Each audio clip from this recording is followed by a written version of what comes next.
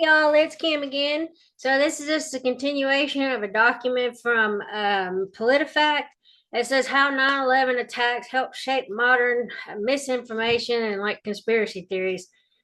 But anyway, I've been seeing a lot where people are saying that the Jews had something to do, or like Israel had something to do with the 9/11 attacks. If you're not familiar with it, you may want to look it up. But anyway, you know, two planes flew into the Twin Towers. One hit the Pentagon, one went in the field. Supposedly 19 hijackers, you know, took over these four planes and took them down because they were going to kill a bunch of people. And then Osama bin Laden came out later. He wrote a letter to America explaining why they did it. And, in like 1993, I think it was, they tried to do another attack to take the towers down. They went to the garage with the van and I think blew up a bomb. The buildings didn't collapse. But anyway, so that's the extent that I know about all this stuff. And I mean, I've watched some documentaries. I've listened to people that actually had to go into the GWOT, like the Global War on Terror and all that stuff. A lot of podcasts, movies, read books. So I'm just trying to understand why people say that the Jews had anything to do, or like Israel had something to do with it. But let's go on. So this is part two of this. So loose change, giving rise to amateur video. One of the main accelerators of the 9/11 conspiracy theories was a 2005 online release of Loose Change, a radical documentary produced by a 21-year-old amateur filmmaker. Here, I want to open that for later. Okay, the first iteration of the feature length film, which stitched together computer graphics, archival footage, and dramatic voiceovers, made the case that the September 11th attacks were not the work of Al Qaeda and that the U.S. government knew about them and may have helped execute them. The film wasn't the first time movies were used to further conspiracy theories. Usinki pointed to the 1991 Oliver Stone film, JFK, but experts said its success likely inspired future films in the same mode like the viral pandemic video. I'm going to maybe open that too, just for later. And then from May 2020, that pushed a number of conspiracy theories about the coronavirus. I don't know if we get the deep rig or pandemic or fall of the cabal without loose change, Rothschild said, referring to similar videos about alleged election fraud and QAnon.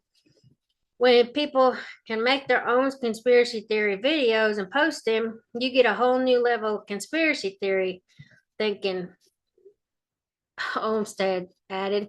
With a budget of just $2,000, the original version of Loose Change quickly spread on Google Video, a precursor to YouTube, according to Esquire. Subsequent iterations, one of them co-produced by InfoWars founder Alex Jones, were released in 2005 and 2007. So Alex Jones of InfoWars attends the rally in support of former President Donald Trump on January 6, 2021 in Washington, according to the AP.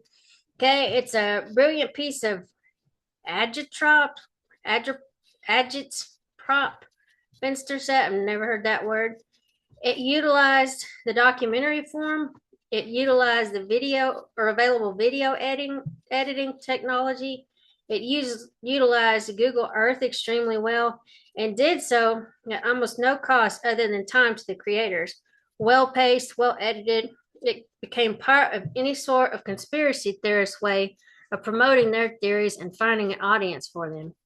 Speaking to Esquire in 2020, the Loose Change filmmakers deny responsibility for the era of conspiracy theories that followed their flicks, rejecting the idea that they alone sent society down a rabbit hole of misinformation from which it never climbed out. I'm not trying to do misinformation. I'm just trying to understand why people, I'm just want to reiterate, that's not why I'm doing it. I want to know why people are claiming Jews had something to do with 9/11. That's why I'm looking into this, but I'm sharing it with other people they may have the same questions or may have seen something like this online. Because I don't know what everybody's experience is as far as this, but I've seen it like a couple of times, twice within the last about a week or so. But anyway, but Loose Change showed how powerful conspiracy theories and misinformation can be when they make people feel like researchers and ask them to put the pieces together, Olmsted said. It also thrusts Jones and InfoWars further into the spotlight. He's since been banned by several technology companies from promoting conspiracy theories about the Sandy Hook shooting and other events. Sorry, I need water. Okay, he was able to take the attention that he got from 9/11 and use that to create a channel that outlived the attention to 9/11. Finster said, adding he can still talk about 9/11 and he'll still draw connections between that event and what's going on today. They don't care, fueling distrust of government, enemies, real and perceived. I'll tell you this, I don't trust the government. I don't trust that our leaders are doing everything they can for us. I think it's been proven, but some of the bills that have come out, they just don't give a damn about the people that voted them in. They're more concerned about their lobbyist friends and who's giving them money. Anyway, that's my 2 cents on the deal. Okay, beyond the conspiracy theories that they spawned, the attacks on September 11th also helped shape the modern era of misinformation, experts said. By fueling distrust of government and other civic institutions as credible sources of information. I've talked to a number of family members of Q believers who were radicalized by 9/11, already being distrustful of the media and government. Oh, I don't trust the media as far as I could throw them. That's why I don't watch that crap. So anyway, Rothschild said, as the U.S. war efforts in Iraq and Afghanistan soured, and as it became clear that Bush and his administration had been deceptive or deceived about the presence of weapons of mass destruction in Iraq, acceptance of various 9/11 conspiracy theories shot up, Olmsted said. A lot of people said, well, maybe the triggering event was also a conspiracy, Olmsted said. So former New York City Mayor Rudy Giuliani and President George W. Bush looked toward the fallen buildings during a tour of the World Trade Center on September 14, 2001 in New York. Ugh, there's Chuck Schumer in the background. Gross.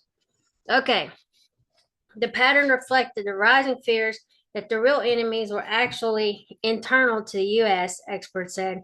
And as the government expanded its power for surveillance and interrogation with the passing of the Patriot Act and other measures, some people found reason to entertain other sinister thoughts that major crises and crimes were being engineered or manipulated as a pretext for a more intrusive state. 9/11 conspiracy theories look at what happened that day and simply can't believe that it was the work of 19 hijackers with box cutters, Rothschild said. It's the same mindset that drives COVID-19 conspiracy theories and stolen election conspiracy theories. In the wake of the September 11th attacks and the grinding wars that followed, some Americans look for scapegoats, experts said. When you have people who can't trust institutions anymore, who are angry that the wars that they were promised great victories in didn't turn out, they start to look for people to blame. Ben Rhodes, a top national security advisor in Obama, said in a PBS documentary. Among the leaders channeling that mood was Trump, who promoted the baseless birther conspiracy about Obama for years, criticized the intelligence and diplomatic communities broadly, casting immigrants as criminals and terrorists, and campaigned for president with the promise to drain the swamp of the deep state officials and the government, experts said. Once in office, Trump pushed a number of false claims, punctuated by the stolen election lie. For 4 years, the White House was occupied by someone who either believed or espoused conspiracy theories, said Finster. The former President Donald Trump speaks during a rally on January 6, 2021 in Washington. On January 6th, before Biryani, Babbitt, and hundreds of other Trump supporters stormed the Capitol in a bid to overturn the election result, and actually I think it was proven that they were let in and escorted around the building by cops because they showed the video later on. But anyway, 2023 is when this was done. Okay, to overturn the election result, a defeated Trump was on the ellipse across from the White House, continuing to claim that the race had been rigged. InfoWars Jones was there too, having told the crowd the night before that they tried to steal the election in front of everyone. And as PolitiFact reported, their followers believed they were being deceived and cheated. The January 6th insurrection at the Capitol was a logical endpoint of the 9/11 era, Rhodes said. Outside the Capitol later that day, with Babbitt's blood still on his hand and his voice trembling, Bariani signaled his own distrust of government and a desire to reassert control. Americans need to know, he told the local TV crew, that their leaders don't represent anyone but themselves. I'll throw that in there. Says they don't care. They think we're a joke. He said it was a joke to them until we got inside, and then all of a sudden guns came out. But I mean, we're at a point now. It can't be allowed to stand, Bariani added. We have to do something. People have to do something. So anyway, here's a bunch of sources. I'll put this in the link in the bio or whatever in the description, and then you can go back and look at this stuff if you'd like.